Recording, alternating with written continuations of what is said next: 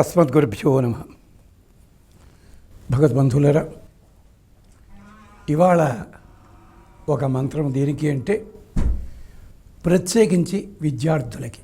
ఒక 40 సంవత్సరాల కిందట అయినట్టయితే విద్యార్థులు ఇతర దేశాలు వెళ్ళడానికి కొన్నాళ్ల పాటు ప్రణాళిక రచించుకుని దానికోసం తగినంత కృషి చేసి వెళ్ళేవారు. ఈ రోజుల్లో ఏం జరిగింది? మన వాళ్ళు ఎవళ్ళో ఉన్నారు కనుక వెళ్ళవచ్చులే, వెళ్ళగలం అనుకుంటుంటారు. ఇంత చేసినా అవకాశం లభించటం లేదు విద్యార్థులకి విదేశీ యానానికి. దానికి సంబంధించి ఒక సులభతరమైన మంత్రము, అంటే ఈ మంత్రము చదివినంత మాత్రం చేతే విదేశాలకు వెళ్ళిపోతాడని కాదు.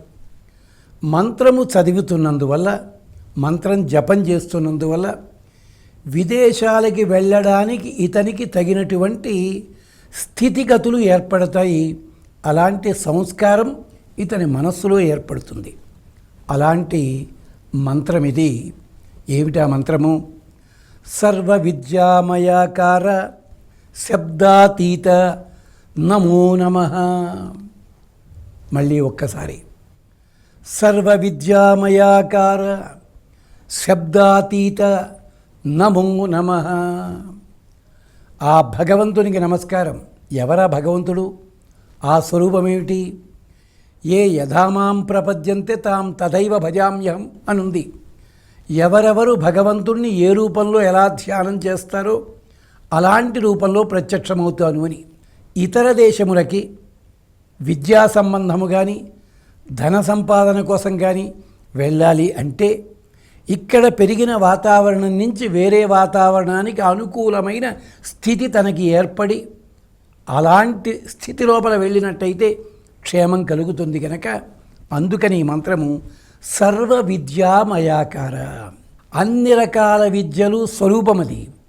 ఆ స్వరూపము యోగో జ్ఞానం తథా సాంఖ్యం విద్యా శిల్పాది కర్మచ ఏతత్సర్వం జనార్దనాథని కదా. విద్యల స్వరూపమైనటువంటి ఆ స్వామి ఆకారము, అంటే విద్యలే స్వామికి ఆకారము.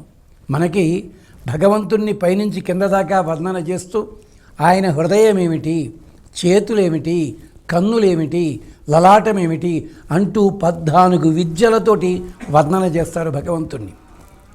అంచేత సర్వ విద్యామయాకార శబ్దాతీత నమో నమః. శబ్దములకు అతీతుడు, శబ్దము చేతనే తెలియబడదగినవాడు, శబ్దము దాటినవాడు. ఇది గనక ఈ నామాన్ని, ఈ మంత్రాన్ని మనం అనుసంధానం చేస్తే వచ్చే ఫలితం ఏమిటో చెప్పుకునే ముందు మరొక్కసారి సర్వ విద్యామయాకార శబ్దాతీత నమో నమః. అంటే నీవు సాధించదలుచుకున్న విద్యాభివృద్ధి కోసం విదేశీయానము కానీ ధనాభివృద్ధి కోసం విదేశీయానము కానీ చేసేటప్పుడు ఈ విద్యలన్నిటికీ మూలమైన పరమాత్మ అతడు నన్ను అనుగ్రహించుగాక. శబ్దాతీత, నేను చదివిన శబ్దం వరకు మాత్రమే నా దృష్టి వెడుతుంది, కానీ నా మనస్సుకు అందని శక్తి ఏదో ఉంటుంది శబ్దమునకు. అలాంటి శక్తిని కూడా భగవంతుడు నాకు ప్రసాదించుగాక. ఇది ప్రత్యేకించి విద్యా సంపాదన కోసం, ధన సంపాదన కోసం, ఇతర దేశాలకి వెళ్ళాలనుకునే పిల్లల కోసం ప్రత్యేకించి ఒక మంత్రము. ఇది తప్పనిసరిగా కనీసం 90 రోజుల పాటు రోజు కూడా 108 సార్లు అనుసంధానం చేయడం చాలా శ్రేష్టము. చేసి స్వామికి పటిక బెల్లం నివేదన చెయ్యండి. ఫలితం పొందే అవకాశం ఉంటుంది. అది జ్ఞాపకం చేసుకోండి. సర్వ విద్యామయాకార శబ్దాతీత నమో నమః. ఇది మంత్రము. మరొక మంత్రంతో మళ్ళీ కలుసుకుందాం.